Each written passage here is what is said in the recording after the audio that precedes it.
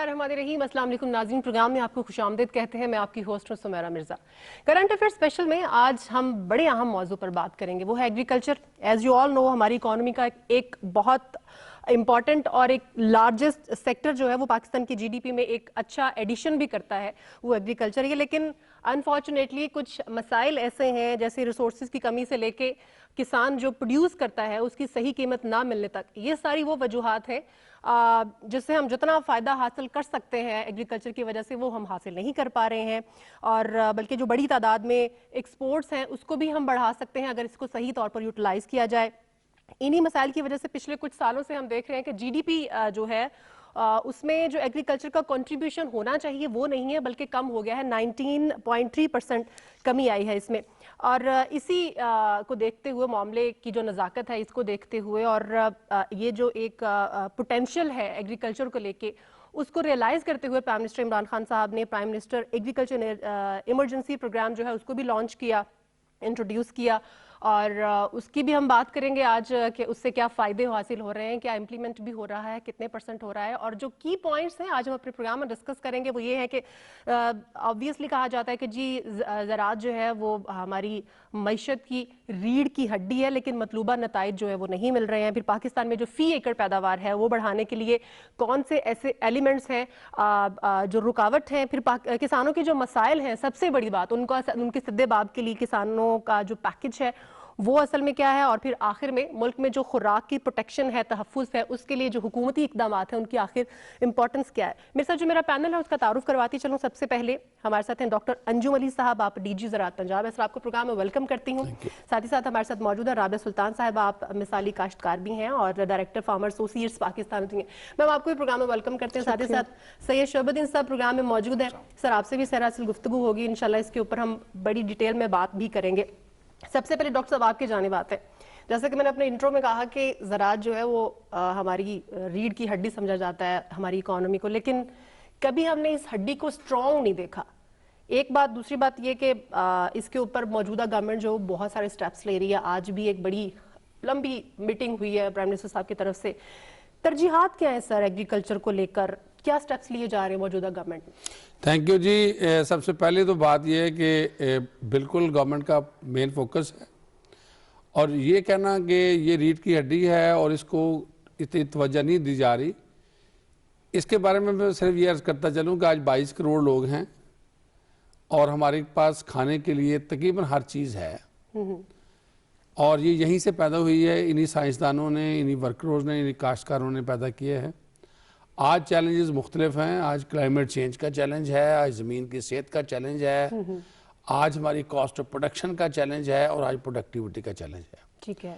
और इसी हवाले से जब ये गवर्नमेंट आई तो उन्होंने अपनी एक एग्रीकल्चर पॉलिसी दी, जिसका बुनियादी विजन ये था कि हमने काश्तकारी को प्रॉफिटेबल करना है, एक्सपोर्ट ओरिएंटेड करना है, और ग्रोथ लेड होना चाहिए। ये थ्री पॉइंट्स थे। ठीक है। जिसके ऊपर पाकिस्तान के अंदर एक जो बिज़नेस शुरू किया गया, और उसमें जिस तरह आप फरमा रही हैं कि नेशनल एग्रीकल्चर एमरजेंसी लगाई गई, और उसमें 300 बिलियन रुपए का पैकेज आया। ठीक है। जिसका जो मेजर फोकस था वो वीट थी, वाटर रिसोर्सेज थे। 12 बिलियन का प्रोजेक्ट हमारा वीट में था। ठीक है। जो सिर्फ पंजाब में खर्च होने हैं। इसके बाद हमारा फोकस था 28 बिलियन वाटर मैनेजमेंट का।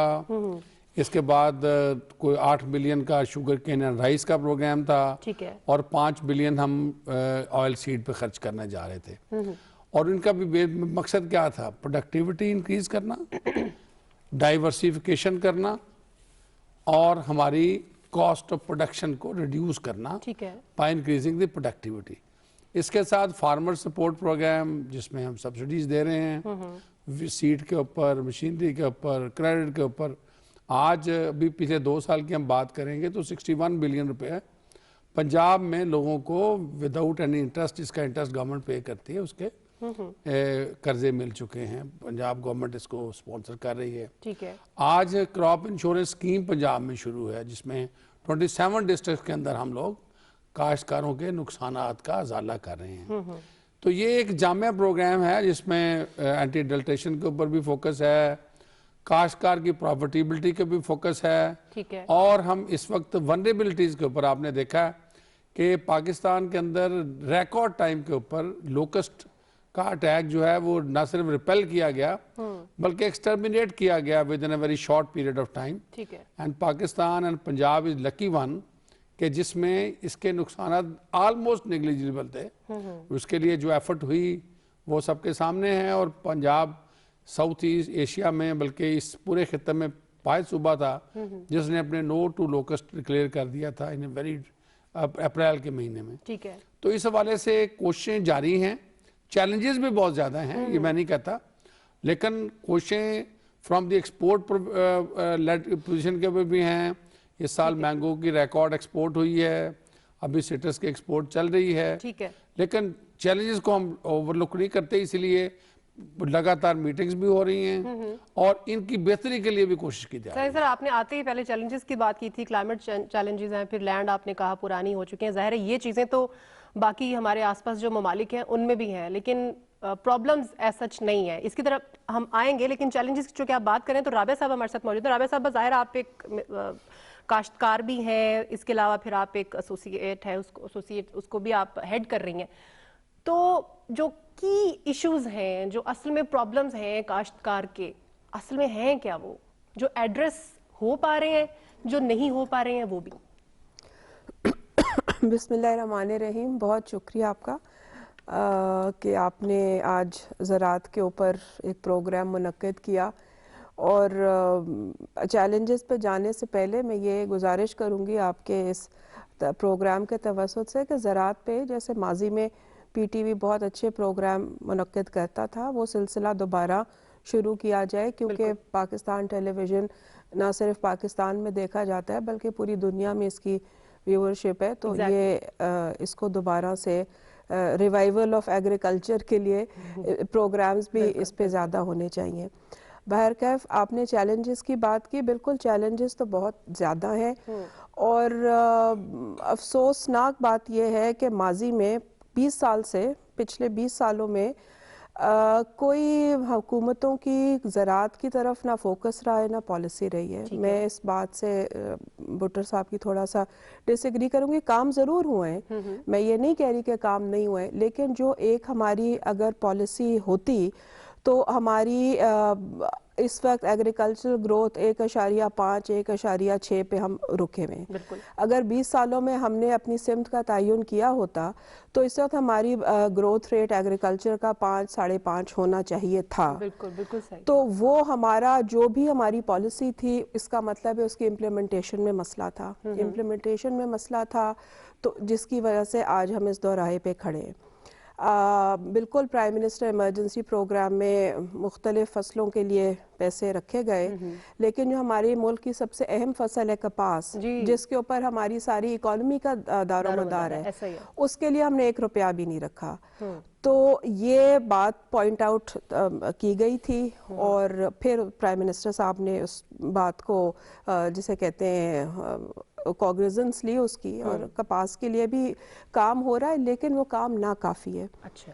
क्योंकि देखिए हम 13-14 मिलियन बेल पैदा कर चुके हैं इस मुल्क में कपास, और आज हम 6 मिलियन 6.5 मिलियन बेल की बात कर रहे हैं। लैंड वही है ना, ठीक है ना? तो आप क्यों कम? तो अब वो क्या अवामिल है, क्या वजूहात हैं? क्या काश्तकार कपास लगाना भूल गया? ऐसी बात तो नहीं है। क्या काश्तकार ने मेहनत कम करनी शुरू कर दी? ऐसी भी बात नहीं है। तो वो जो अवामिल है वो क्या अवामिल है? क्योंकि काश्तकार को कपास में प्रॉफिटेबिलिटी नहीं है।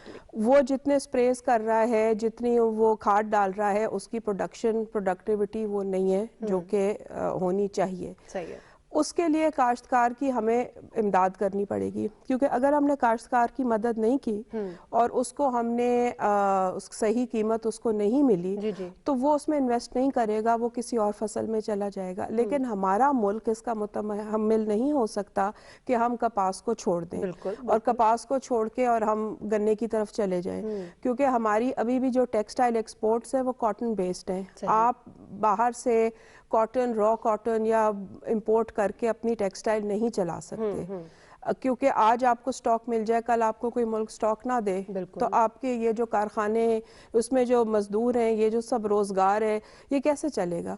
तो हमने वापस कॉटन की तरफ आना पड़ेगा, आना चाहिए। और हमें आज हुकूमत को बैठ के इसके ऊपर एक जामे पॉलिसी बनानी चाहिए कि हमने काश्तकार की किस तरह मदद करनी है। ठीक है। और आज हुकूमत टारगेट अनाउंस करे कि हम इतने मिलियन बेल पैदा करेंगे, और उसको आज पता हो काश्तकार को कि जब मेरी फसल मार्केट में आएगी तो मुझे ये रकम मिल जाएगी, गारंटीड होगी। एग्जैक्टली। सपोर्ट प्राइस, इसमें कोई शर्माने की बात नहीं है, इसमें कोई दूसरी बात नहीं है। सारी दुनिया सपोर्ट प्राइस देती है, चीन देता है, तुर्की सपोर्ट प्राइस देता है, जो कपास उगा रहे हैं वो सपोर्ट प्राइस देते हैं। ऐसी कोई बात नहीं है कि अगर हम दे देंगे तो कोई आफत आ जाएगी या कोई हम मसले में गिरफ्तार हो जाएंगे। हमने अपने काश्तकार को, अपने मुल्क की इकोनॉमी को चलाना है।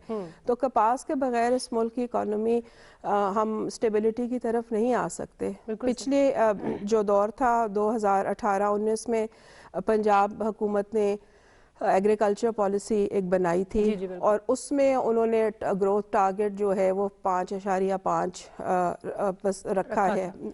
लेकिन अब सवाल ये कि टारगेट तो हमने रख दिया, अब उसके लिए हमें एक रोड मैप चाहिए। ठीक है। कि वो हम 5.5 अगले 2 सालों में, 5 सालों में, 10 सालों में हमें एक लॉन्ग टर्म पॉलिसी जिन भी ममालिक ने तरक्की की है, बिल्कुल एक पॉलिसी मस्ट है। आपको याद होगा कि हमारे 5 ईयर प्लान्स बना करते थे। जब तक वो 5 ईयर प्लान्स बना करते थे, कोई ना कोई हालात ठीक थे।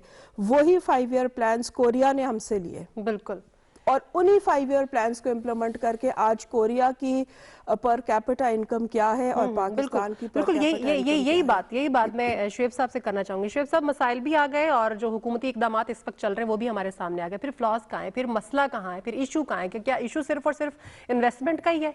नहीं, उन्होंने बड़े वाज़ेह कहा है कि हुकूमती इकदाम नाकाफी हैं। मेरा ख्याल है आपने राबिया बीबी की बात नहीं सुनी। मैंने सुनी सर, मैं कैटेगरी ने वजाहत कर दी है कि हुकूमत को जो देना चाहिए हुकूमत वो नहीं। मैं वही बात करूँ, हुकूमत भी सीरियस है।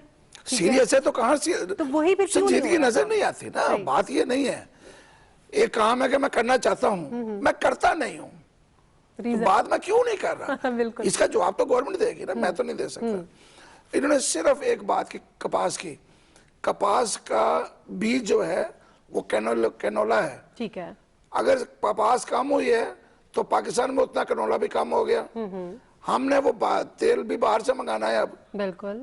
हमारे यहाँ सूरजमुखी का एक जमाना आया, हमने उसका तेल निकालने की सही तरह कोई फैक्ट्री नहीं बनाई, वो फसल भी उस तरह नहीं बन सकी। आज भी इस मुल्क में पाम ऑयल माफिया है। बिल्कुल। पाम ऑयल माफिया इस मुल्क में तेल बनाने की जो है उनकी फसलों पे काम नहीं सही तरह होने देता। और ये वो पाम ऑयल है जिसकी फसल की काश्त बेहतर बनाने के लिए पाकिस्तान से साइंसदान वहां गए थे। बिल्कुल सही। आप अंदाजा लगाएं, हमारे यहाँ आज को 4-5 साल से जैतून पे काम शुरू हुआ है। क्या ये पहले नहीं लगता था? ये तो पहले भी मौजूद था। बिल्कुल सही। ये जो जंगली जैतून है ये तो आज का तो नहीं है पाकिस्तान में। बिल्कुल सही। ये तो शुरू से चकवाल में इस साइड पर जिलम हर जगह मौजूद था। अब उस पर काम हुआ है तो काम होता जाएगा। तरजीहात का मसला है, हमने कपास को अपनी तरजीह वाकई नहीं रखा। सही। अभी चंद साल पहले, कुछ साल पहले 14 मिलियन गांठ और आज 5-6 मिलियन गांठ।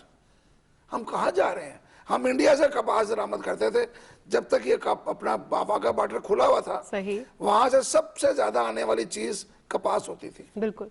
इंडिया से कपास आ रही थी। हमारी फसल कहाँ जाएगी, हमारे किसान कहाँ जाएंगे? आज हमने ये मुल्तान साइड पे, राबिया भी शायद इसकी तईद करेंगी, एक चाइनीज का नया हाइब्रिड आया है चावल का, वो लगाया जा रहा है इसकी जगह पे कपास की जगह पे। अब जब आपको किसान को आप उसको वो पैसा नहीं देंगे जो उसको जिंदा रहने के लिए काफी है, जी बिल्कुल, तो वो दूसरी फसल लगाएगा। ठीक है। गन्ना तो वहां पहले ही लग चुका है बेताशा, क्योंकि हमने ये सोचा ही नहीं कि गन्ने की ये अपना शुगर की फैक्ट्री हम किस इलाके में इजाजत दे रहे हैं। जी बिल्कुल। जो कपास का इलाका था वहां पे हमने तमाम वो फैक्ट्रियां लगवा दी। उन्होंने वो जमीन चाहे वो उन्होंने लीज पे ली, चाहे किसानों को इंसेंटिव दिए, उन्होंने गन्ना लगवा लिया वहां पे। तो जब आप मुतबादल दे देंगे तो लोग फिर मुतबादल लगाएंगे। आपकी पॉलिसी सही नहीं है। ये लाहौर, ये पंजाब का दिल, ये सबसे ज्यादा फर्टाइल लैंड थी। हमने इसको सारा ये अर्बनाइजेशन तो अर्बनाइज हो गया ना सारा, बिल्कुल। लाहौर के जिले में मुझे कोई जगह दिखा दें, इसी लाहौर में मैंने अपने घर के शादबाग में करीब ही रहता हूँ, यहाँ से दूर नहीं रहता, इस जगह पे घरों के करीब मैंने सब्जियां लगती देखी थी। सही। गुलाब के फूलों के तख्तों के तख्ते थे, ये शादरे में खजूरों के बाग थे। आज कहाँ गया सारा नहीं है, कुछ? बिल्कुल नहीं है, बिल्कुल। कुछ नजर नहीं आ रहा। ईंटें ईंटें ईंटें ईंटें घर। बात वही है जो पहले थी कि हमारी तरजीहात दुरुस्त नहीं सर, आपकी यही बात हम डॉक्टर साहब की जानिब ले आते हैं। सर, तरजीहात की बात हो रही है, मैम ने भी यही बात की आपसे। सर, राइस की बात हुई है, राइस को बढ़ाया जा रहा है। आप बेहतर समझते हैं, पानी की पहले हमारे पास डेफिशिएंसी है, इससे तो पानी और नीचे चला जाएगा। फिर गंदम पिछले साल 1,64,00,000 एकड़ थी, अब मिल ही नहीं रही, और इस बार जो 1,62,00,000 एकड़ जो है वो हमें हासिल हुई है। अब गंदम कहाँ से मिलेगी? कॉटन जो है वो लगाई नहीं जा रही। विहाड़ी, मैं विहाड़ी से हूं, इसलिए मैं बेहतर समझती हूँ। सिटी ऑफ कॉटन कहा जाता था उसको। वहां पर हमें कॉटन देखने को नहीं मिलती, वहां पर हमें गन्ना मिल रहा है देखने को, वहां पे हमें राइस मिल रहे हैं, वहां पे हमें मकई मिल रही है। सर, क्यों? हम, आपको पता है टेक्सटाइल एक मेन एलिमेंट है हमारी इकोनॉमी का। जब ये इसमें कमी होगी तो फिर टेक्सटाइल की एक्सपोर्ट में ऑब्वियसली कमी होगी। सर, ये क्यों इसको इग्नोर किया जाए? जी बिल्कुल, ये जो डिस्कशन हुई मेरे ख्याल इसको को कंटिन्यू करते हैं। पहले बात यहाँ पे कॉटन के हवाले से हुई। कॉटन, इन्हीं साइंसदानों ने इन्हीं माहौल में किसी जगह पे कोई एग्जॉटिक या बाहर से कोई इन्वेस्टमेंट नहीं थी, 11 मिलियन बेल तक पंजाब में ही हुई है और 62 लाख एकड़ पे हुई है। ठीक है। टेक्नोलॉजी की एडवांसमेंट में जब आपके पास मक्की के अंदर बहुत अच्छे हाइब्रिड्स आए हैं, आपने पंजाब के अंदर काश्तकार ने गन्ने की 10 साल के अंदर 250-300 मन फी एकड़ पैदावार बढ़ाई है। ठीक है। आज पंजाब के अंदर 53 लाख टन राइस हुआ है, 6 मिलियन टन मक्की हुई है, 52 मिलियन टन गन्ना हुआ है, 4.5 मिलियन टन से ज्यादा आलू हो गया है। आप सिर्फ, हम कपास की बात करते हैं, कपास में हमारी मैक्सिमम पैदावार कितनी थी? 22 मन। इस साल भी 17 मन हमने लिए। और जो इस वक्त क्लाइमेट चेंज की वजह से सितंबर के अंदर रेन्स हुई हैं और 38 लाख एकड़ के ऊपर कपास काश्त हुई है। पहले जब हम जिसकी बात करते थे जी, वो 62 लाख एकड़ पे होती थी। ठीक है। तो बाकी जो एरिया है वो दूसरी क्रॉप ने लिया। ये एक चैलेंज पाकिस्तानी साइंटिस्ट के लिए है। इसलिए है कि कपास की उतनी अच्छी टेक्नोलॉजी नहीं आ सकी जितनी अच्छी टेक्नोलॉजी बाकियों की आई है। अच्छा। आप जब जिस दौर की हम कपास की बात कर रहे हैं, उस दौर के अंदर मैकेनाइजेशन चैलेंज नहीं था। आज मैकेनिकल पिकिंग बहुत बड़ा चैलेंज है। ठीक है। वीड्स एक बहुत बड़ा चैलेंज नहीं था, आज चैलेंज है। इतनी स्ट्रॉन्ग वैरायटीज उसके कंपटीशन में नहीं थी। आज कॉटन एक बहुत ज्यादा इंटरनेशनल इन्वेस्टमेंट या लेटेस्ट टेक्नोलॉजी डिमांड कर रही है। ठीक है। उसके ऊपर अभी प्राइम मिनिस्टर ने कमेटी बनाई हुई है, उसके ऊपर उन लोगों के साथ बात भी हो रही है कि हम उस सारी सिचुएशन को देखते हुए आगे बढ़ें। दूसरा, हम बात कर रहे हैं नेशनल एग्रीकल्चर इमरजेंसी के हवाले से। बिल्कुल सही बात है कि जब नेशनल इमरजेंसी अनाउंस हुआ तो उस वक्त एक बड़ी सीनियर लेवल कमेटी जो थी वो कॉटन के ऊपर डिस्कस कर रही थी। ठीक है। और नेशनल इमरजेंसी में नहीं था। आज जितना नेशनल एग्रीकल्चर इमरजेंसी में बाकी क्रॉप्स का शेयर है, उससे डबल से भी ज्यादा कॉटन में इन्वेस्टमेंट है। 4.5 बिलियन से ज्यादा सिर्फ पंजाब में एक पेस्टिसाइड के ऊपर सब्सिडी है। आज पीबी रोप्स, जो पिंक बोलवर्म का मसला है, गुलाबी सुंडी का, पंजाब में 1.5 लाख एकड़ से ज्यादा 1,000 रुपए फी एकड़ की सब्सिडी है कॉटन फार्मर की। आज 2.5 अरब रुपए से ज्यादा की कॉटन सीड के ऊपर सब्सिडी है, सिर्फ कॉटन के ऊपर। आज फर्टिलाइजर के ऊपर सब्सिडी जा रही है। अभी इंटरनेशनल इन्वेस्टमेंट की बात हो रही है। अगर मैं सबको मिला लूं तो एक सीजन में कॉटन के ऊपर जो इन्वेस्टमेंट है वो बाकी तमाम क्रॉप्स की डबल से भी ज्यादा बनती है। और इसके अलावा आपका रहीम यार खां से लेके साहिवाल तक कोई ऐसा शहर नहीं है जहां पे कॉटन ब्रीडिंग स्टेशन नहीं है, जहां पे कॉटन की ब्रीडिंग की बात नहीं हो रही। बात असल में यह है कि पाकिस्तान की हुकूमत का कॉटन हमेशा एक प्राइम ऑब्जेक्टिव रहा है। ठीक है। आज मुल्तान में चले जाएं, मुल्तान में 2 बड़े इंस्टीट्यूट हैं, एलीट इंस्टीट्यूट हैं, और उन्हीं इंस्टीट्यूट्स ने आपको अच्छी से अच्छी वैरायटीज दी हैं। अब एक राजनपुर के अंदर नया इंस्टीट्यूट बन रहा है जी। हर लेवल के ऊपर कॉटन के ऊपर सपोर्ट की बात है। फिर मैं बात करूंगा, आज हम एग्रीकल्चर ग्रोथ की बात करें। गंदम इस साल 1,67,00,000 एकड़ पे लगी है। ठीक है। पिछले साल 1,61,61 पे लगी थी, 5 लाख एकड़ ज्यादा लगी है। आज चने की सूरत हाल बेहतर है। आज हम चने में इंपोर्ट नहीं कर रहे। हम आज अखबार में देखें तो हम मूंगी का बीज काश्तकार को सब्सिडी पे दे रहे हैं, चने का दे रहे हैं। अभी ऑयल सीड की बात हुई जी। मैं सिर्फ हाउस को ये बताना चाह रहा हूं कि पाकिस्तान के अंदर पंजाब में सिर्फ सूरजमुखी का एरिया पिछले 3 सालों में डबल हो गया है। 1 लाख एकड़ के ऊपर सूरजमुखी काश्त हो रही है। लेकिन सर उसका सीड जो है वो भी अभी 400 से 600 अरब रुपए तक मंगवाया जा रहा है। वो भी नहीं, 600 अरब रुपए नहीं। पाकिस्तान के अंदर इसके सीड के कॉस्ट जरूर है, लेकिन उसके ऊपर गवर्नमेंट की 5,000 रुपए सब्सिडी है। किसी और सूबे में सब्सिडी नहीं है। हम 1,000 रुपए स्टार्ट के ऊपर देते हैं जिम्मेदार को, ठीक है। 4,000 रुपए जब उसके फूल निकलते हैं उस वक्त देते हैं, 1,000 रुपए कनोला पे देते हैं, 5,000 रुपए वेरिफिकेशन पे देते हैं। और ये सब्सिडी इसके ये फिगर देख लें, अभी ऑयल सीड की हम बात कर रहे हैं, 7 लाख एकड़ से ज्यादा की, ये मेरे पास स्टैटिस्टिक्स हैं जी जी। आप इनको किसी जगह पे वेरीफाई कर सकती हैं कि क्या 7.5 लाख एकड़ पे ऑयल सीड का एरिया नहीं हो गया। हम बिल्कुल, मैंने इनकार नहीं किया कि हमारी क्लाइमेट चेंज नहीं, क्लाइमेट शिफ्ट आई है। ठीक है। हमारे यहाँ रिसर्च के अंदर इतनी इन्वेस्टमेंट नहीं हुई, कंसिस्टेंसी ऑफ द पॉलिसीज का भी इशू होगा। ठीक है। लेकिन हम ये बिल्कुल नहीं कह सकते कि एग्रीकल्चर ने ग्रो नहीं किया या गवर्नमेंट की इंटरेस्ट नहीं रही। हर लेवल के ऊपर यहाँ पे अब वाटर कंजर्वेशन के अंदर गवर्नमेंट की कितनी इन्वेस्टमेंट आई है। ठीक है। आज आपको 28,000 खाले नजर आ रहे हैं, वो सारे पक्के नहीं हुए। आज लेजर लेवल में कितनी आम हुआ है। आज ट्रैक्टर जो है पहले कुछ नजर नहीं आता था, 5 लाख से ऊपर ट्रैक्टर हो गया। आज मैकेनाइजेशन आ गई है। ठीक है। तो आहिस्ता आहिस्ता इंप्रूवमेंट्स हैं, लेकिन चैलेंजेस के हिसाब से अभी जो 300 बिलियन का पैकेज आया है वो इसीलिए आया है ना। ठीक है। अभी प्राइम मिनिस्टर जो मीटिंग कर रहे हैं या चीफ मिनिस्टर साहब मीटिंग कर रहे हैं या काश्तकार की सपोर्ट की बात हो रही है जी। हम सब्सिडी दे रहे हैं पंजाब में, प्राइम मिनिस्टर का पैकेज 1,000 रुपए पर बैग की सब्सिडी भी आ गया है। ठीक है। अभी उन्होंने 97 करोड़ रुपए फेडरल गवर्नमेंट रिलीज भी कर दिया है और कुछ दिनों में वो काश्तकार के पास चला जाएगा। ठीक है। मैं ये नहीं कहता कि बिल्कुल, अभी अर्बनाइजेशन की हम बात कर रहे हैं जी जी। अर्बनाइजेशन एक चैलेंज जरूर है, उसके अगेंस्ट क्या डिपार्टमेंट ने वर्टिकल फार्मिंग पे नहीं गए। ठीक है सर। ये जितनी आपने देखा होगा जो टनल्स हैं, वो टनल्स का जो इतना एरिया स्प्रेड हुआ क्यों हुआ। ठीक है। क्या आज वेजिटेबल जो है हमने ग्रो करते। आपने सब्सिडीज की बात की, आपने हुकूमती तरजीहात की बात की, इसके रिजल्ट्स तो हम राबिया साहिबा से जानेंगे। राबिया साहिबा, जितनी सब्सिडीज सर ने गिनवा दी हैं, इज इट इनफ कि सिर्फ सब्सिडाइज ही किया जाए या कोई और स्टेप्स जो लेने जरूरी हैं, नागुज़ीर हैं, वो नहीं लिए जा रहे? कौन से हैं वो? देखिए, सब्सिडी बिल्कुल अनाउंस हुई है और सब्सिडी अनाउंस करना एक उसका एस्पेक्ट है और सब्सिडी काश्तकार तक पहुंचना उसका दूसरा एस्पेक्ट है। माजी में भी आपको याद होगा 2016 में जब हमारी कपास की फसल तबाह हुई थी और हमारी एग्रीकल्चर ग्रोथ नेगेटिव में गई थी क्योंकि एक कपास की फसल का बेड़ा गर्क हुआ था, तो उस वक्त भी उस वक्त की हुकूमत ने कोई पता नहीं 350 अरब का एक किसान पैकेज अनाउंस किया था। ठीक है। लेकिन वो अनाउंस किया था, लेकिन एक्चुअली काश्तकार को वो पैसे मिले या नहीं मिले वो एक अहम सवाल है। ठीक है। थोड़ी सी मैं आपको पिछली हुकूमत और इस हुकूमत में, क्योंकि ये 2.5 साल इनके हो गए, एक चीज में मुझे मुस्बत नजर आई है इस वक्त, वो मुझे ये मुस्बत नजर आई है कि एटलीस्ट ज़राअत के ऊपर आपको कोई लोग बात करते हुए हुकूमती लेवल पे नजर आ रहे हैं, कोई कमिटीज बन रही हैं, कोई काम हो रहा है।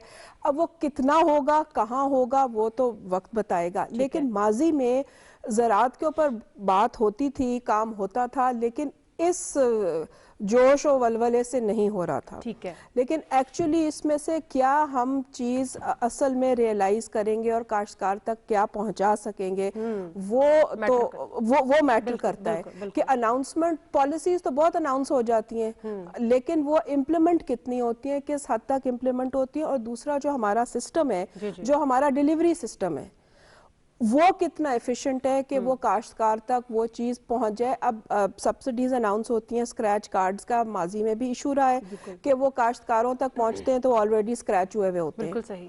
तो वो जो डीलर हजरात हैं उनको मिल जाती है या किसी और को सिस्टम में मिल जाती है। हुकूमत ने तो अनाउंस कर दिया, लेकिन एक्चुअली अगर काश्तकार तक वो पहुंचनी है, उस तक कितनी पहुंचती है, तो ये भी जो अब ये सब्सिडी अनाउंस हुई है, इसका जो मॉनिटरिंग मैकेनिज्म है वो भी पहले से बेहतर होना चाहिए कि एक्चुअली काश्तकार को मिले, क्योंकि हुकूमत ने पैसा खर्च कर दिया, वो अगर रास्ते में मिडिल मैन ने ले लिया, सही जगह नहीं पहुंचा, तो वो सब्सिडी का कोई फायदा नहीं। हुकूमत बेशक कहती रहेगी हमने इतने अरब रुपए दिए, लेकिन अगर सही इंसान को नहीं मिले तो उसका कोई फायदा नहीं है, हुकूमत का भी पैसा जाया होगा। लेकिन मैं दोबारा वही बात करूंगी कि हमेशा वो अंग्रेजी का मकूला ना कि the proof is in the pudding, तो वो अगर हमारी ग्रोथ रेट इतनी हमने तरक्की की होती तो इस वक्त हम 4-5 पे तो पहुंच गए होते ना, 3.5 पे 4 पे, हम 1.5 पे 1.2 पे हम पिछले कई सालों से हमारी एग्रीकल्चर ग्रोथ चल रही है।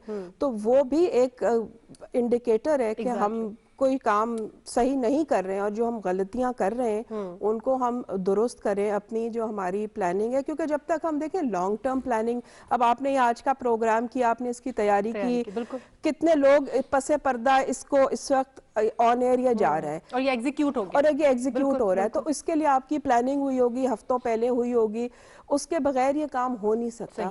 तो हमारी प्लानिंग में और उसके एग्जीक्यूशन में एक गैप है। सही है। तो जब तक हम उस गैप को ब्रिज नहीं करेंगे तो हमारे ये चैलेंजेस, मसले मसाइल जो हैं वो मतलब हल नहीं होंगे।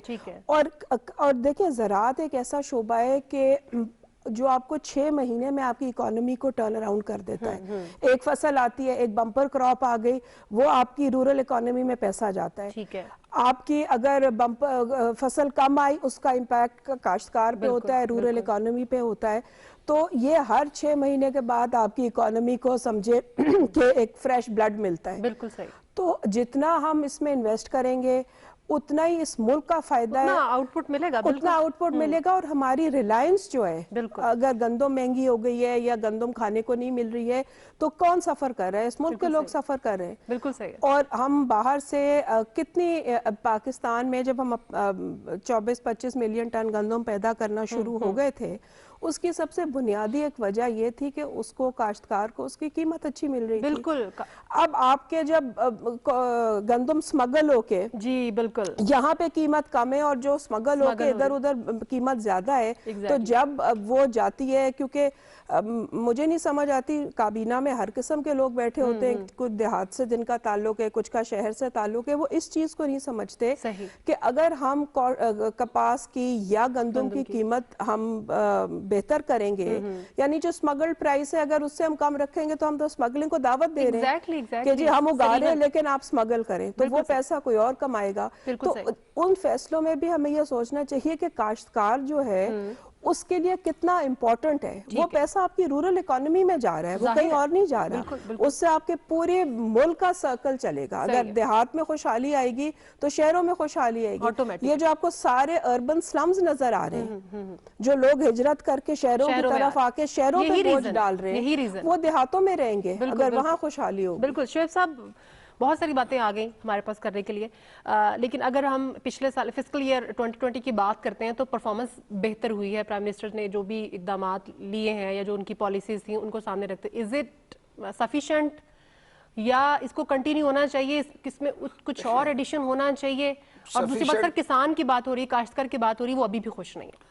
बड़ा उन्होंने वाज़ेह अल्फाज में कहा है कि किसान हिजरत करके शहरों में आ रहे हैं। अगर वो शहरों में आ रहे हैं तो इसलिए आ रहे हैं कि दूसरे एंड पे उनका गुजर बसर पूरा नहीं हो रहा। ठीक है। अगर एक वो शख्स जो गांव में रहता है, अपनी सब्जी भी लगाता है, अपने उसके चावल के दाना और गंदम की अपनी है, अगर उसके बावजूद उसका गुजारा नहीं हो रहा तो इसका क्या मतलब है? तो इसका मतलब है कि उसकी जिंदगी जो है हमने बेहतर नहीं बनाई। बिल्कुल सही है। अगर हमने उसकी जिंदगी बेहतर बनाई होती तो आज शहरों पे ये राशन ना होता। बिल्कुल सही। आज हमने अगर उसके करीब अस्पताल भी दिया होता, उसको स्कूल भी दिया होता, उसको एक डिस्पेंसरी भी वहां पे मिल जाती। ये सारी चीजें जरूरी हैं लोगों को उनके घरों तक रखने के लिए। स्कूल, कॉलेज, अस्पताल, एक ये आप लाहौर के लिए क्यों भागते हैं लोग सारे? बिल्कुल सही। मुल्तान के लिए क्यों भागते हैं? इसलिए कि उनको करीब कोई चीज उनको मैसर नहीं होती है। सही है। और हमने तो अपनी तरफ से बहुत शोर मचाया हुआ है कि हमने जी वो डिस्पेंसरियां खोल दी हैं और तहसील हेडक्वार्टर अस्पताल और जिला हेडक्वार्टर अस्पताल। तो क्या वो कामयाब है? नहीं है, क्योंकि लोग बड़े शहरों का रुख कर रहे हैं। इसका मतलब है गवर्नमेंट को इस पॉलिसी पे अभी भी ध्यान देना है बिल्कुल सही कि वहां के लोगों तक डिलीवर नहीं हो पा रहा। और अब अभी ने बड़े वाज़ेह अल्फाज में कहा है कि डिलीवरी वहां तक नहीं हो रही। बिल्कुल सही है, जो सब्सिडी है वो उस हाथ तक नहीं पहुंच रही जो उसका हकदार है। बिल्कुल सही, बिल्कुल सही। तो अगर हकदार को नहीं मिल रही तो अच्छा, फिर इसका फिर एक फायदा बात कोई और है, पाकिस्तान में ये पंजाब जो है ये शराब होता था नहरों के जरिए सारा। हमने हमारे दो दरिया तो बंद हो गए, बिल्कुल बिल्कुल। रावी भी गया, सतलुज भी गया, ब्यास भी गया। अब चनाब और उस पर हम चल रहे हैं। हमारे पास नहरें आज भी बेशतर वही हैं जो अंग्रेज की बनाई हुई हैं। बिल्कुल सही। शायद कुछ चंद एक इजाफा किया है हमने। भारत में, मैं भारत की मिसाल देते मुझे बड़ा दुख होता है, लेकिन चूंकि हमारे करीब तरीन माहौल वही है, Exactly. इसलिए उसकी मिसाल देनी पड़ती सही है, सही है। उन्होंने अपने डैम बनाए, अपनी नहरें खोदी, राजस्थान में फसल उगा रहे हैं वो।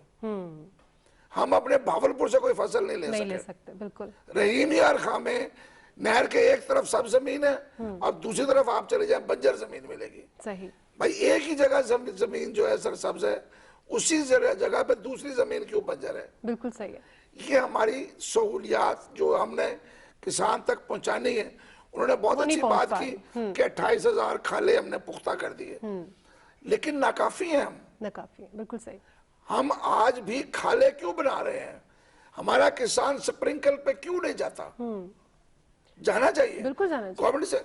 आज हम अपना लेजर का जमाना आ गया है, जी जी, हम इन लोगों को लेजर पे क्यों नहीं लेके जाते किसानों को? बिल्कुल सही। जो इतनी दूर दूर तक बिजली हमने पहुंचानी है, आप उसका कितना ट्रांसमिशन लाइन्स बचती है, आप लेजर पे ले जाएं लोगों को। बिल्कुल सही। आप अपने इस मुल्क के अंदर हमारी तरजीहात तय होनी चाहिए कि वो आइसोलेटेड इलाके, गांव, वहां पे हमने इस साइज की इतनी बड़ी लगा के देनी है सोलर कि एक शख्स का घर चल सके। बिल्कुल सही, बिल्कुल सही। तो उसके लिए वो एसी नहीं मांगता किसान आपसे। सही, बिल्कुल नहीं मांगता। एग्जैक्टली। कोई किसान आपसे मैदानों AC में नहीं काम मांग करने रहा। वाला, बिल्कुल सही कह रहे उसको अपने घर के लिए लाइट चाहिए, उसके बच्चे ने टीवी, उसके बच्चे ने भी देखना जाहिर है, है, बिल्कुल, बिल्कुल। उसका भी राइट है। Exactly. ये चीजें उसको दें, लेकिन उसके लिए उसको आप इतना ठीक है। आपने ये देखना है कि इस पे खर्च करना है या उस इस पे तरजीहात, खर्च बात करना वही है, तरजीहात। तरजीहात तय करनी है। डॉक्टर साहब, एक बात शुएब साहब ने पहले की है, sir, kitchen gardening, I think 14 departments हैं एग्रीकल्चर के, और उसमें हजारों हमारे पास लोग हैं काम करने वाले, लेकिन किचन गार्डनिंग के ऊपर जितना काम हो सकता है, एक कैलकुलेशन के मुताबिक पंजाब की 60 से 70% जो महंगाई है वो कम हो सकती है। सर, इसकी तरफ क्यों ध्यान नहीं है? बल्कि जो रिसर्च मैंने की है उसके अकॉर्डिंग तो पता ही नहीं है कि किचन गार्डनिंग होती क्या है, उसकी सेंस ही नहीं है लोगों को। बिल्कुल, आपने पहली जो बात की उसी को अगर हम देखते हैं तो हमारे पंजाब में 23,940 गांव हैं और 8 इकोलॉजिकल जोन्स हैं। ठीक है। हर इकोलॉजिकल जोन के अंदर काश्तकार के अपने मसाइल हैं और उनको एड्रेस करने के लिए उन्हीं के ही साइड स्पेसिफिक सोल्यूशन दिए जा रहे हैं। ठीक है। एक बात यहाँ बड़ी खुल के आई और बिल्कुल जेन्युइन है कि हम एक इंटीग्रेटेड रूरल प्रोग्राम की बात कर रहे हैं। जी बिल्कुल। हम सिर्फ एग्रीकल्चर की या क्रॉप सेक्टर की बात नहीं कर रहे कि सिर्फ क्रॉप ही उसके लिए एक अच्छा लिविंग स्टैंडर्ड भी होना चाहिए। अगर इसीलिए काश्तकार गांव में ठहरेगा ना, ठीक है, कि उसकी जिंदगी बेहतर होनी चाहिए, एजुकेशन के हवाले से, हाइजीन के हवाले से, न्यूट्रिशन के हवाले से और एग्रीकल्चर एंड लाइफ स्टॉक के हवाले से। ठीक है। यही बेसिकली बुनियादी मकसद है आज गवर्नमेंट के काम करने का कि हम इंटीग्रेटेड रूरल डेवलपमेंट की बात करते हैं। एग्रीकल्चर डिपार्टमेंट में टोटल 37,000 लोग हैं, बिल्कुल सही, जिनमें अपने अपने स्पेशलिस्ट हैं। किचन गार्डनिंग जो हम कर रहे हैं वो हम सेमी अर्बन एरिया में कर रहे हैं। ठीक है। 5,000 किसी दौर में हम पैकेट्स पंजाब में सेल करते थे, आज 5 लाख से ज्यादा सेल हो रहे हैं। अच्छा, पंजाब में और भी काम हो सकता है इसमें? जी हो सकता है, लेकिन उसके लिए जो सिविल सोसाइटीज हैं, क्योंकि वेजिटेबल ग्रोइंग जो है ये साइंस के साथ आर्ट है। ठीक है। हम खुद सब्जियां लगाते हैं, काश्तकार खानदान से हैं। काश्तकार ये सब्जी लगाना और दूसरी फसलों लगाने से इतना कंपैटिबल नहीं है। अच्छा, मेरी रिक्वेस्ट होगी कि जो खास तौर पे अर्बन एग्रीकल्चर के अंदर अर्बन डेवलपर्स हैं वो ये सोचें कि आज दुनिया के अंदर एक बड़ा आम मकूला है कि ग्रो फूड नॉट लॉन। अब लॉन से ज्यादा फूड को प्रेफर करें। बिल्कुल सही। और आज हमारे पास जो पर कैपिटा जमीन अवेलेबल है पंजाब में वो 3 कनाल से ज्यादा नहीं है। ठीक है। हमारी 11 करोड़ की आबादी के लिए 3 करोड़ 10 लाख एकड़ जमीन है। ठीक है। लाहौर में मैक्सिमम एरिया जो है वो 10 मरले के लोगों का है। इसका मतलब है आधी पर कैपिटा जमीन में वो घर बना के बैठे हुए हैं। ठीक है। तो इसलिए लाहौर को अर्बन जो एग्रीकल्चर में आना चाहिए और लाहौर के अंदर जितने जो शहरी हैं जी जी। और इसी तरह बड़े शहरों के अंदर जो शहरी हैं वो अपने घरों के अंदर मालियों के जरिए खुद फ्लावरिंग करते हैं, लैंडस्केप करते हैं, बहुत अच्छी बात है। बिल्कुल सही है। लेकिन उन्हें तोरी का फूल, उन्हें करेले का फूल और उन्हें बैंगन का फूल भी पसंद आना चाहिए। बिल्कुल सही। और वो किचन गार्डनिंग अपने घर के अंदर लाएं। ठीक है। और वो ऑर्गेनिक एग्रीकल्चर को फरोग दें। हाँ, बहुत सारे सोर्सेज से सीड अवेलेबल है। हम खुद भी लाहौर के अंदर ट्रेनिंग का बंदोबस्त करते हैं। ठीक है। हमारी भी हॉर्टिकल्चर टीम्स हैं, अपने सोर्सेज के अंदर हम करते रहते हैं। लेकिन हमारा मेजर फोकस जो है वो रूरल एरिया में होता है। ठीक है। और मेरी ये बिल्कुल आप बात कर रही हैं कि इसका किचन गार्डनिंग का तलक अच्छी खुराक और न्यूट्रिशन के साथ है। ठीक है। ये डायरेक्टली प्राइसेस के ऊपर इतना इम्पैक्ट नहीं करता। अगर हम कहें कि कुछ 6 लाख एकड़ के ऊपर पंजाब में सब्जी लगती है तो ये सारी किचन गार्डनिंग में मिला लें एक एक मरले में क्या हो जाएगा। लेकिन ये खुराक आम जो वेजिटेबल है उससे कई दर्जा ज्यादा न्यूट्रिशियस है। बिल्कुल ऐसा ही। अगर आपने वो खुराक खानी है, पैदा करनी है तो किचन गार्डनिंग में आना चाहिए। कंसिस्टेंसी की बात हुई, बिल्कुल मैं इत्तेफाक करता हूँ। बिल्कुल। एक कंसिस्टेंसी पॉलिसी के अंदर होनी चाहिए। लेकिन अभी मैं समझता हूँ कि अपने वसाइल के अंदर रह के जितने वसाइल गवर्नमेंट के पास अवेलेबल हैं उस उतने वसाइल के हिसाब से डेवलपमेंट की कोशिश जारी हैं। ठीक है। अभी भी ये जो प्रोग्राम चल रहे हैं इसमें इंपोर्ट सब्स्टिट्यूशन की तो बात हो रही है, माल न्यूट्रिशन की बात हो रही है। हम टारगेट कर रहे हैं खुराक को। ठीक है। हम उसकी फोर्टिफिकेशन को टारगेट कर रहे हैं। हम कहते हैं गंदम लोग खाएं, लेकिन गंदम वो खाएं जो सेहतमंद हो। ठीक है। आज पल्सेस की बात हो रही है। पंजाब के अंदर 1.5 बिलियन रुपए का पल्सेस का प्रोग्राम भी आया है जिसमें हम थल के इकोलॉजिकल जोन के अंदर इलाहाबाद कर रहे हैं। ठीक है। वहां पे इंप्लीमेंट दे रहे हैं। ये जो इनोवेटिव स्कीम्स की जिस तरह बात हुई, जिस तरह सोच की बदलने की बात हुई, हम राइस के अंदर मैकेनिकल ट्रांसप्लांटर्स इंट्रोड्यूस करा रहे हैं। हमारा चैलेंज ये है कि हम with in span of 3 to 5 years हम पंजाब के अंदर ये हाथ से मुंजी लगाने का कॉन्सेप्ट कम कर दें। बिल्कुल सही। बिल्कुल सही। और ये मशीनी काश्त आ जाएगी। ये पिछले 2 सालों में इसके ऊपर बड़ी कोशिश हुई, अगले साल भी होगी। हम जॉन डियर का अच्छा ट्रैक्टर ट्रांसप्लांटर लेके आ रहे हैं गन्ने में। अच्छा। हम चाह रहे हैं कि गन्ना जितना लगे उसकी फी एकड़ पैदावार बढ़े। ठीक है। और वो भी हम सब्सिडी पे दे रहे हैं। इस तरह वो जो ट्रैक्टर की सब्सिडी से अब उसी ट्रैक्टर पावर को मशीन के जरिए जमीन की बेहतर इस्लाह के लिए इस्तेमाल किया जा रहा है। ठीक है। एक नेक नीति के साथ कोशिश जरूर है। ठीक है। और उस कोशिशों का चैलेंज भी है। चेंजेस की हम बात कर रहे हैं। हाँ जी, उसके लिए अच्छे एक्सपर्ट्स से भी हम बात कर रहे हैं, दुनिया के साथ भी राब्ता है। ठीक है। आज फॉग का चैलेंज है, स्मॉग का चैलेंज था। स्मॉग के चैलेंज में अंदर हमने चॉपर्स और हैप्पी सीडर्स काश्तकार को 80% सब्सिडी पे दिए हैं। ठीक है। और फार्मर्स के पास सब्सिडी पहुंच रही है। हाँ, हम 16 चीजों के अंदर स्क्रैच कार्ड सब्सिडी। अच्छा सर, सब्सिडी पहुंच रही है 16 चीजों में। रिजल्ट्स अकॉर्डिंगली हैं। 16 चीजों में सब्सिडी स्क्रैच कार्ड पे जा रही है। लेकिन वो मैम कह रही है कि लेकिन स्क्रैच कार्ड का इशू हुआ तो वो पहले से स्क्रैच होता है। मैं यही बात कर रहा हूँ। 16 चीजों के अंदर स्क्रैच कार्ड सब्सिडी है। फर्टिलाइजर सब्सिडी के अंदर फंडिंग के इश्यूज हैं। अच्छा। जहां जहां फंड्स आते हैं वो सब्सिडी जाती है। लेकिन मैं ये अर्ज करूंगा जो स्क्रैच कार्ड है, ठीक है, अगर आप बैग को देखें तो आधा बैग के अंदर होता है, उसका जो वेस्ट एरिया होता है वो बैग के अंदर होता है, आधा बैग के बाहर होता है ताकि काश्तकार को पता चले। और वो अगर कोई किसी जगह पे कोई कंप्लेंट आती है कि ये पहले से स्क्रैच हो गया हो तो जिम्मेदार को उसकी तसल्ली होनी चाहिए कि वो बैग खरीदे जिसके अंदर स्क्रैच कार्ड हो। है ठीक है। कंप्लेंट्स के ऊपर एक्शन होता है और उसके ऊपर FIRs भी होती हैं। ठीक है। और कंपनीज भी बैन होती हैं। बिल्कुल सही है। और उन एक्शंस की जो डिटेल्स हैं अगर मैडम चाहें तो मैं उनसे शेयर भी कर सकता हूं कि किन किन कंपनीज के अगेंस्ट इस वाउचर सैंक्टिटी को ब्रीच करने की एक्शंस हुए हैं। ठीक हो गया मैम। जाहिर है फार्मर एसोसिएट्स के अंडर आप कोई मोटिवेशनल प्रोग्राम्स कर रहे हैं, लॉन्च कर रहे हैं, ताकि लोगों को जो है प्रायोरिटी बताई जाए फार्मर्स को कि उनकी प्रायोरिटी क्या होनी चाहिए, कौन कौन सी फसलें उनको जो है वो बोनी चाहिए, और क्लाइमेट चेंजेस जो हैं उनको किस तरह से निपटना चाहिए। इसके तहत आप अपनी जो एसोसिएट्स हैं इसके अंदर आप कुछ मोटिवेशनल देखें, बिल्कुल सही फरमाया आपने। काश्तकार के लिए मोटिवेशनल फसल वही है जिसमें उसके 4 पैसे बचते हैं। बिल्कुल। और हमारे कहने से या हमारे जिसे कहते हैं ना अजाने देने से फ़र्क नहीं पड़ेगा। जिस फसल में 4 पैसे बचेंगे उसको पता है कि कपास में पैसे नहीं बचेंगे, वो कपास नहीं लगाएगा। मकई में बचेंगे, मुंजी में बचेंगे, किसी और जिस फसल में बचेंगे उसमें लगाएगा। इससे पहले अभी जो डॉक्टर साहब बात कर रहे थे किचन गार्डनिंग का, आपने सवाल किया था, और ये बड़ा पर्टिनेंट सवाल है। और इसमें देखें किचन गार्डनिंग बहुत अहम है।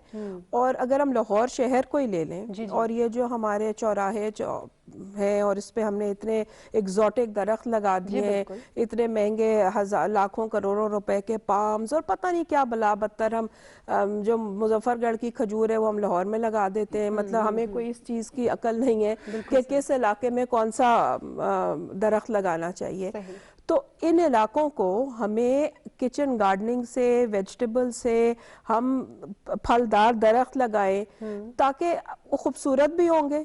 आप अगर बाहर जाते हैं तो आप वहाँ देखते हैं कि इटली में, स्पेन में उनके जो ऑरेंजेस लगे हुए होते हैं, मील ऑरेंजेस लगे हुए हैं। उन्होंने कोई एग्जॉटिक दरख्त नहीं लगाया हुआ, लेकिन वो बहुत खूबसूरत लगते हैं। तो हमने क्योंकि 4 पैसे कमाने होते हैं तो हम उल्टे सीधे दरख्त लगा लेते हैं जो यहाँ के नेटिव भी नहीं होते। तो हम अपने नेटिव दरख्त लगाएं, फलदार दरख्त लगाएं, और अल्लाह ताला भी उससे खुश होगा। जो आवाम की भी थोड़ी सी ट्रेनिंग करनी पड़ेगी ना कि चौक चौराहे में अगर फलदार दरख्त लगे हुए हैं, लगे हुए फल उन्हीं के लिए लगे हुए, वो खाएं, अल्लाह की मखलूक है, वो खाए, उसमें कोई बुरी बात नहीं है। लेकिन मैं वो बात करी ना कि हम, जैसे डॉक्टर साहब ने भी बात की ना, कि उस स्पेस को, क्योंकि जमीन जो है वो लिमिटेड है, वो इन्फिनिट रिसोर्स नहीं है, वो फाइनाइट सोर्स है ना, तो उसको हम पर्पसफुल लगाएं। बजाय इसके कि उल्टे सीधे हम लैंडस्केपिंग कर रहे हैं और उल्टे सीधे हमने वो पूरी, आपने मेट्रो के अलोंग देखा होगा वो जो लोहे के स्ट्रक्चर्स हमने बिला वजह के खड़े किए हुए, उससे किसी को फायदा नहीं हो रहा सिवाय उनके जो उसको उखेड़ उखेड़ के बेच रहे हैं, और किसी को फायदा, लगाने वालों को फायदा, या लगाने वालों को फायदा हुआ या उनको फायदा हुआ है। सो ये जो हमारी तरजीहात है ना, ये भी तो एक हुकूमती की तरजीहात में थी कि हमने उस पर करोड़ों अरबों रुपया गर्क कर दिया। उतने के ही हम दरख्त लगा देते, वही पैसा हम एक ऐसा इदारा खड़ा कर देते जो लोगों को किचन गार्डनिंग सिखा रहा है, वही हम इदारा खड़ा, वही पैसा हम एग्रीकल्चर डिपार्टमेंट को स्ट्रेंथन करने में लगा देते, बजाय हमने वो मेट्रो के पूरे कई मील हमने वो लोहे के पिंजरे और जंगले खड़े करने पे लगा दिया। तो ये तरजीहात की बात होती है। बात ये नहीं है कि पाकिस्तान के पास रिसोर्सेज नहीं है। इस अल्लाह ताला की हम पे इतनी मेहरबानी है कि 5 हमारे पास सीजन्स हैं। और अल्लाह ताला ने जो पाकिस्तान की जो एक जियोग्राफिकल हमारी पोजीशनिंग है, हमें तो किसी मंडी में जाने की जरूरत ही नहीं है। एक तरफ चीन है, एक तरफ हिंदुस्तान है, ऊपर सेंट्रल एशियन रिपब्लिक से सारी आबादी तो हमारे इर्द गिर्द है। तो हमारी तो मार्केट एक्सेस इतनी करीब है।